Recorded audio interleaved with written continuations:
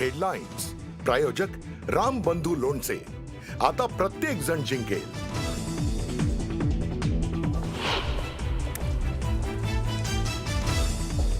Rohit Arya encounter प्रकरणी 2 चौकशी समित्या नियुक्त. रोहितनं हे पाऊल का उचललं याची करणार चौकशी, तर त्याला पैसे देण्यात आले की नाही याचा करणार तपास.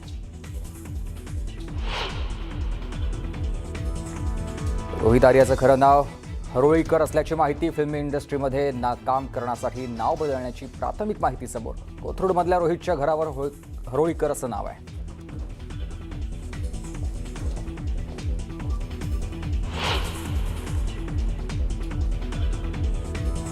परिस्थिती अशी की सरकार मतदार निवडायला लागले. लोकशाहीमध्ये आपला अधिकार आहे. मतदार यादीतील घोळासंदर्भात उद्या विरोधकांचा मोर्चाचा टीजर जारी. सर्वांना सहभागी होण्याचं आवाहन.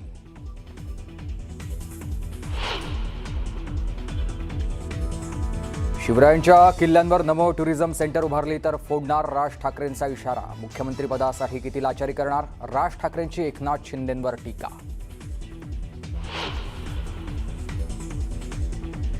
शेतकऱ्यांच्या कर्जमाफीसाठी उच्चाधिकार समिती स्थापन. 6 महिन्यात अहवाल सादर करण्याचा आदेश. बच्चू कडूंशी चर्चा सुरू असताना सरकारचा GR.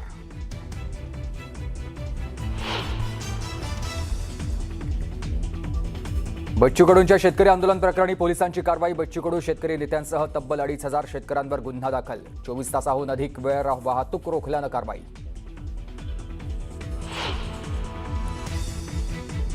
कोरेगाव भीमा आयोगाकडून उद्धव ठाकरेंना कारणे दाखवा नोटीस. 2 डिसेंबरला आयोगासमोर हजर राहण्याचे आदेश.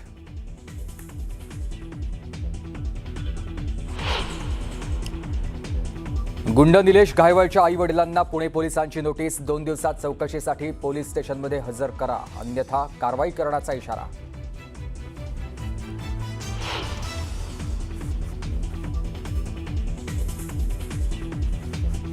विदर्भात आज मुसळधार पावसाचा अंदाज. गोंदिया, गडचिरोलीसह विदर्भातील इतर जिल्ह्यात मुसळधार पावसाची शक्यता. नागरिकांना सतर्क राहण्याचं हवामान विभागाचं आवाहन.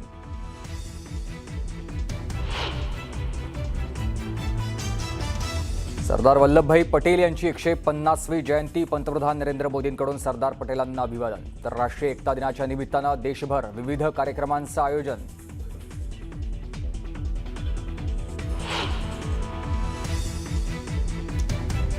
जिओ युजर्सना मिळणार पुढील 18 महिने मोफत. गुगल जेमिनी AI प्रोचं सबस्क्रिप्शन. जिओ आणि गुगल दरम्यान झाला करार. AI सर्वांसाठी. रिलायन्स इंडस्ट्रीजचे चेअरमन मुकेश अंबानी यांनी केली घोषणा.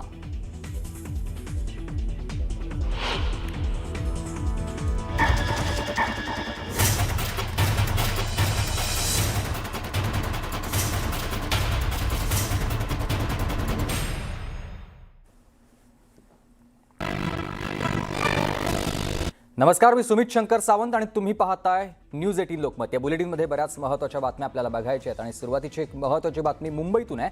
पवईमध्ये रोहित आर्यानं मुलांना ज्या स्टुडिओत बंदी बनवलं होतं त्या स्टुडिओमधून पोलिसांनी पिस्तूल, पेट्रोल, ज्वलनशील पदार्थ आणि लायटर जप्त केलेला आहे आणि या प्रकरणी विविध कलमांअंतर्गत गुन्हा दाखल करण्यात आलेला आहे. या प्रकरणाचा पुढील तपास हा गुन्हे शाखेकडे वर्ग करण्यात आला असून घटनास्थळावरून जप्त करण्यात आलेल्या वस्तू पोलिसांनी न्यायवैद्यक प्रयोगशाळेमध्ये तपासणीसाठी पाठवलेल्या आहेत, अशी माहिती सध्या सूत्रांकडून कळते. तर रोहित आर्या यानं ज्या ठिकाणी ज्या इमारतीमध्ये मुलांना बंदिस्त केलेलं होतं, ओलीस ठेवलेलं होतं, त्या ठिकाणी काही वस्तू आढळलेल्या आहेत. पिस्तूल, पेट्रोल आणि ज्वलनशील पदार्थ आणि त्याचबरोबर लायटर देखील पोलिसांनी इथून जप्त केलाय. या सगळ्या प्रकरणासंदर्भात विविध कलमांअंतर्गत आता गुन्हा दाखल करण्यात आलाय आणि या प्रकरणाचा पुढील तपास हा गुन्हे शाखेकडे वर्ग करण्यात आल्याची माहिती मिळते. या घटनास्थळाहून जप्त करण्यात आलेल्या वस्तू आता पोलिसांनी या न्यायवैद्यक प्रयोगशाळेत तपासणीसाठी पाठवलेली आहेत, अशी माहिती देखील सूत्रांकडून कळते. कालचा दिवस अत्यंत या घटनाक्रमांनी गाजलेला होता आणि आज या सगळ्या प्रकरणावरती पोलिसांकडून अधिक तपास सुरू झालेला आहे. पोलिसांनी या इमारतीमधून काही वस्तू ताब्यात घेतलेल्या आहेत. काही ज्वलनशील वस्तू आहेत. पेट्रोल, पिस्तूल, ज्वलनशील इतर पदार्थ आणि लायटर जप्त केलेला आहे पोलिसांनी आणि या प्रकरणासंदर्भात विविध कलमांअंतर्गत गुन्हा दाखल करण्यात आला आहे. माझे सहकारी अजित मांढरे आपल्याला सविस्तर माहिती देतील. अजित, काल जे प्रकरण घडलं रोहित आर्याचं, या प्रकरणी पोलिसांनी घटनास्थळावर नेमकं काय काय सापडलेलं आहे, त्याच्यामध्ये काय अशा वस्तू होत्या की ज्यानुसार ही घटना जी आहे अतिशय तीव्र होऊ शकली असती किंवा एक वेगळं मोठं रूप जे या घटनेने घेतलं असतं. यामध्ये एक पिस्टल आहे, पिस्टल एअरगन आहे असं सुरुवातीला बोललं जातंय, पण जोपर्यंत प्लास्टिकचा रिपोर्ट येत नाही तोपर्यंत ही पिस्टल खरी आहे खोटी आहे. आणि जरी एअरगन असेल तर एअरगन मध्ये त्याने पुढे पॉयझन लावलेलं असेल का, कारण का अशा अनेक घटना घडलेल्या आहेत की एअरगन मध्ये ज्या गोळ्या असतात त्याच्यावरती पुढे पॉयझन लावलं जातं आणि त्यातून नंतर मग जी गोळी ज्याला लागते त्याला विष बाधा होऊन त्याचा मृत्यू होतो. हा एक क्राईम करण्याचा किंवा गुन्हा करण्याचा एक प्रकार आहे. त्यानंतर तिथून पेट्रोल थोड्याफार प्रमाणात जप्त केलेलं आहे असं पोलिसांचं म्हणणं आहे. ज्वलनशील पदार्थ, रबर सोल्युशन आणि लायटर या वस्तू देखील जप्त केलेल्या आहेत. रोहित आर्याचा एक व्हिडिओ आला होता, त्या व्हिडिओमध्ये तो म्हणत होता की मी माझ्या मागण्या पूर्ण केल्या नाही किंवा मला ज्यांच्याशी बोलायचं त्यांचं पूर्ण करून दिलं नाही, तुम्ही सगळं जाळून टाकेन आणि याच्यामुळे मुलं जे आहेत त्यांचा मृत्यू होतो किंवा त्यांना एक धक्का होऊ शकतो आणि त्याला जबाबदार असतील. मला कोणतंही ज्वलनशील पाऊल उचलण्याकरता कुणीही उचलू नये, त्याचं कुणी करू नये असं रोहित त्याच्या व्हिडिओमध्ये म्हटलं होता. आणि त्यानुसारच ज्या घटना जी घडलेली आहे त्याचा व्हिडिओ जो आहे आणि घटनास्थळावरून ज्या गोष्टी सापडलेल्या आहेत यावरून मुंबई पोलिसांनी गुन्हा दाखल केलेला आहे.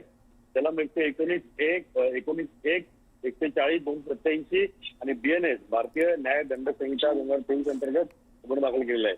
म्हणजे प्लान करून कट रचणे, लोकांच्या जीवितात धोका निर्माण करणे, त्याचबरोबरीने लोकांना ओलिताच धरणे म्हणजे किडनॅपिंग ठेवणे, या अनेक विविध अंतर्गत त्यांनी हा गुन्हा दाखल केलेला आहे. आणि हा संपूर्ण तपास जो आहे हा कालच मुंबई क्राईम ब्रांचकडे वर केला होता. एका वरिष्ठ IPS अधिकाऱ्याला तपास दिलेला आहे, त्यानुसार तपास केला जाईल. तर ही सर्व माहिती जी आहे या प्रकरणामध्ये येते. मुळात तिथं पिस्टल, पेट्रोल, ज्वलनशील पदार्थ, रबर सोल्युशन, लायटर या गोष्टी सापडलेल्या आहेत आणि रोहित त्याच्या वाक्यामध्ये बोलला होता व्हिडिओमध्ये. त्यामुळे रोहित काय तयारी करणार होता हे यावरून स्पष्ट होतं. नक्कीच, धन्यवाद तुम्ही दिलेल्या सविस्तर माहितीसाठी. तर रोहित आर्या प्रकरणी 2 चौकशी समित्यांची नियुक्ती करण्यात आली. एक राज्य सरकारची समिती आणि दुसरी समिती ही मुंबई पोलिसांची असणार आहे. पहिली समिती रोहित आर्यानं हे पाऊल का उचललं, शिक्षण योजनेमध्ये काय झालेलं होतं, रोहित आर्यानं काय पाठपुरावा केला होता आणि शिक्षण खात्यानं का रोहितनं पैसे दिले नव्हते, मुख्यमंत्र्यांनी यामध्ये काय भूमिका घेतली होती याची चौकशी करणार आहे. तर दुसरी समिती महाराष्ट्र पोलीस संचालकांच्या मार्फत स्थापन केली जाणार आहे. रोहित आर्या घटनास्थळी आला कसा, तो तिथे किती वेळा आला होता, त्यानं याआधी तिथं येऊन रेकी केली होती का, यासह विविध बाबींची चौकशी या दुसऱ्या समितीकडून केली जाणार आहे.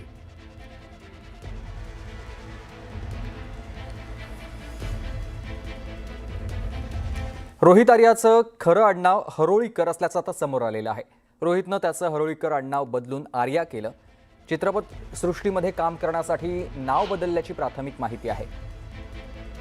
चित्रपट सृष्टीमध्ये काम करण्यासाठी त्यानं आपलं आडनाव बदललेलं होतं. रोहित आर्याचं खरं आडनाव हे हरोळीकर असल्याचं समोर आलेलं आहे.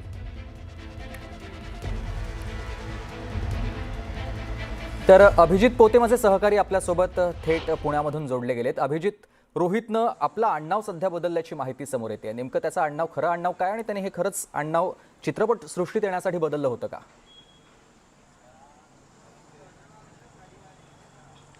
सुमित, खरं तर ज्या रोहित आर्याचं काल एन्काउंटर झालं पवईमध्ये, त्याचं पुणे कनेक्शन जे काही समोर आलं किंवा महाराष्ट्र शासनानं जे काही त्याला आदेश दिले होते या प्रकल्पासाठी, ते सगळे कागदपत्र काल आपण चालवले होते आणि त्यात त्याचं नाव रोहित आर्याच होतं.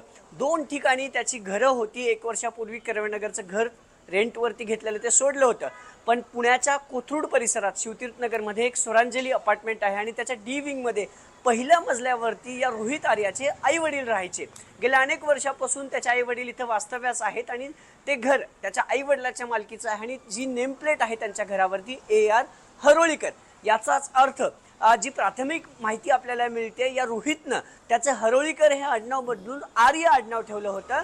रोहित आर्या असं त्याचं नाव होतं आणि तो स्वतःला रोहित आर्या. महाराष्ट्र शासनाचं जे पत्र आलं त्याच्यात देखील त्याचं नाव रोहित आर्या होतं.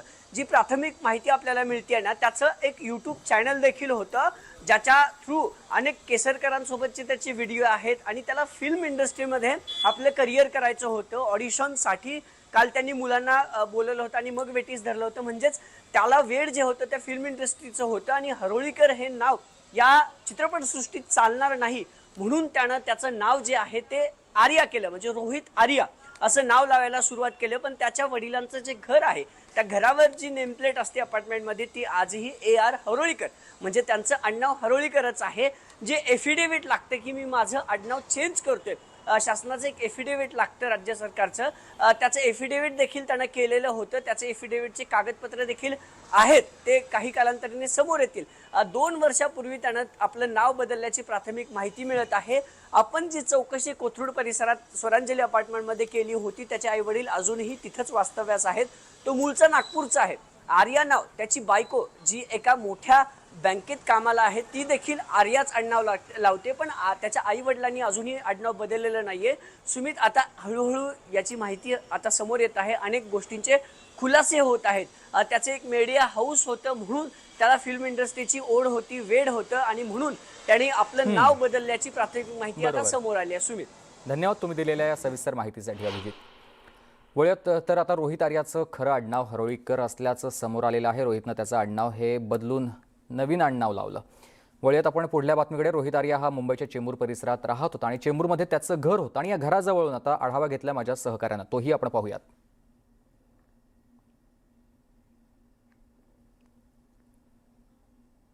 रोहित आर्या हा आधी पुण्यामध्ये राहत होता आणि त्यानंतर तो मुंबईमध्ये वास्तव्यास आला. तो ज्या ठिकाणी राहत होता तो चेंबूरचा सगळा परिसर, त्याचा आढावा आपण बघूयात. मुंबईतील पवई परिसरामध्ये RS स्टुडिओमध्ये 17 मुलांना ओलीस ठेवणारा रोहित आर्या हा मुंबईच्या या चेंबूर परिसरातील डायमंड गार्डन जवळील या अपूर्व इमारतीमध्ये वास्तव्यास होता, अशी माहिती जी आहे ती पोलिसांकडनं मिळते आहे. या इमारतीमध्ये तो 9व्या मजल्यावरती वास्तव्यास होता. इमारतीतील सुरक्षा रक्षकांकडनं जी माहिती मिळालेली आहे त्यानुसार त्यांनी सांगितलं होतं आहे की या 9व्या मजल्यावरती रोहित आर्या हा एकटाच इथे वास्तव्यास होता. त्याचे परिवार त्यांना काही इथे दिसलं नव्हतं जेव्हा ते वास्तव्यास होते, आणि त्यामुळे आता आपण या त्यांच्या परिवाराशी खरं तर आपल्याला जाणून घ्यायचं होतं की नेमकं त्याला काय म्हणायचं होतं. कारण ज्या प्रकारे विरोधकांनी देखील एक आवाज उठवलेला आहे की रोहित आर्या हा एक सरकारी अनास्थेचा बळी आहे.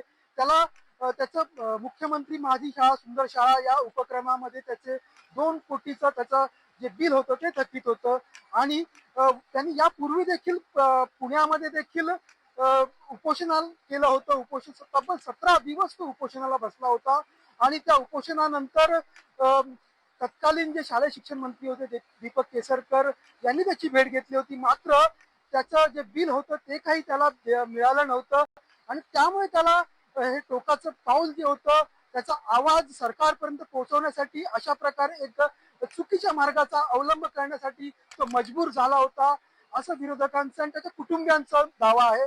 मात्र आपण त्याच कुटुंबियांशी इथे बोलण्याचा प्रयत्न करण्यासाठी इथे पोहोचलो असता त्याचे कुटुंबीय इथे नाही आहेत.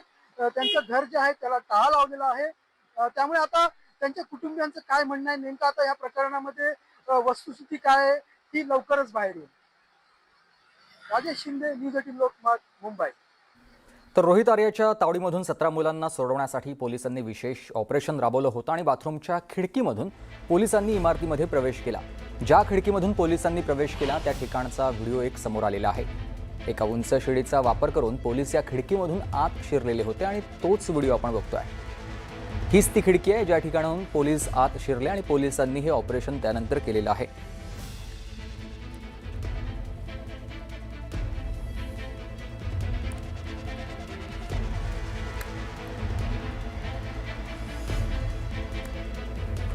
तर एक मोठी बातमी आहे आता रोहित आर्या प्रकरणी. ही मोठी बातमी आपण बघणार आहोत. रोहित आर्यानं माजी शिक्षण मंत्री दीपक केसरकर यांच्याशी संपर्क साधून द्यायची मागणी पोलिसांकडे केलेली होती आणि रोहितच्या या मागणीनंतर पोलिसांनी केसरकरांना फोन लावण्याची प्रक्रिया देखील सुरू केली होती.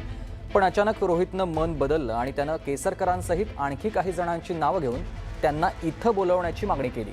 रोहितनं हे सर्व थर्सडे चित्रपट काही वर्षांपूर्वी आलेला होता त्याचप्रमाणे हुबेहूब केल्याचं वरिष्ठ पोलिसांनी सांगितलंय. रोहित या सर्व घटनांचं लाईव्ह कव्हरेज करणार होता पण यामध्ये तो अपयशी ठरलेला होता. ची जी प्रोव्हिजन होती ही संपूर्ण त्या खर्चासाठी आहे. कुठल्या व्यक्तीला देण्यासाठी ते 2 कोटी रुपये नव्हते, आणि त्याच्यामुळे त्यांनी शेवटी सरकारची एक प्रोसिजर असते, तुम्ही तुमचे वाउचर्स सादर करणं, तुम्ही तुमचा खर्च सादर करणार, त्यानंतर सरकार पैसे देत असतं. पण याचा अर्थ तुम्ही मुलांकडून डायरेक्टली पैसे घेऊ शकत नाही. मेन ऑब्जेक्शन हे याच प्रकरणामध्ये आमच्या डिपार्टमेंटचं होतं आणि तसं त्यांना लेखी पत्र सुद्धा दिलं होतं. मी 2 कोटीचा चेक दिलेला नाहीये. 2 कोटी रुपयाची प्रोव्हिजन या स्कीमसाठी होती. त्यांच्या पैसे द्यायला उशीर होतो म्हणून एक सहानुभूतीपोटी मी काही थोडी रक्कम त्यांना चेकद्वारे दिलेली होती आणि त्याच्या मागे केवळ सहानुभूती एवढाच उद्देश होता. याच्या पलीकडे काही उद्देश नव्हता. तुम्ही एखाद्या व्यक्तीबरोबर काम करता त्यावेळेला त्याच्याबद्दल जिव्हाळा निर्माण होतो. त्या जिव्हाळ्याच्या पोटी हे पैसे दिलेले होते.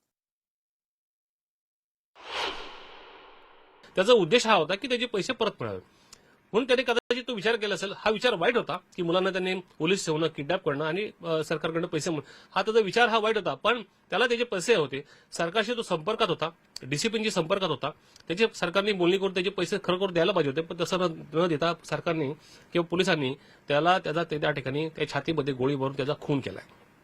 खून का केला? सरकारला त्याची 2 करोड रुपये आणि कितीतरी वरती रक्कम होती ती त्याला द्यायला लागू नये म्हणून, किंवा त्याच्या अजून कोणाकडनं काही येणं असेल ते पण असेल ते त्याला द्यायला लागू नये म्हणून. बरं, हा एन्काउंटर हा सर्वात शेवटचा उपाय आहे का?